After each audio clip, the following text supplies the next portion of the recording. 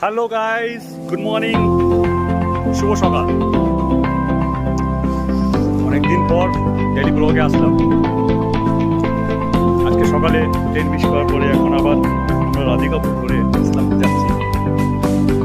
আজকে এই ভাইটার সঙ্গে আছে। যা গরম, গরমের কথাই বলা যাবে না। কিছুক্ষণ আগে বৃষ্টি হয়েছিল, এখন আবার